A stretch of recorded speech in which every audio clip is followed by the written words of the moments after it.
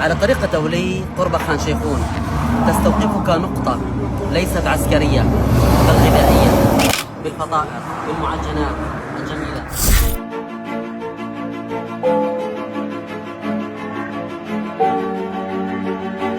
فيلفت في هذا الموقف أنه إلى جانب هذه اللوحة من الركام التي سببتها حرب تنظيم بشار الأسد، يقوم شباب إدلب، أبناء إدلب الذين كانوا في المخيمات في المنافي، يقومون بإعادة عجلة الحياة بأدوات بسيطة متواضعة، أكشاك ليست بالمستوى، لكن يقولون إننا متجذرون بالأرض.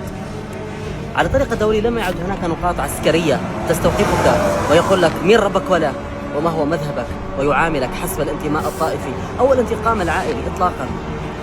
لقد ذهب المعز وسيفه. بقيت عناصر الأمن السورية أبناء الشعب، لكنهم يقابلونك بالابتسامة. وللأمانة أنا الآن أمشي بدون هوية، فقط مرور على الحاجز بكل احترام. فذهب زمن الحواجز والابتزاز والقتل على الهوية والذبح الطائفي. اليوم تعود سوريا لشعبها، تعود الأرض لأهلها. على هذا الطريق رسمت يوما ملحمة ردع العدوان، واليوم ترسم ملامح بدء الحياة من جديد.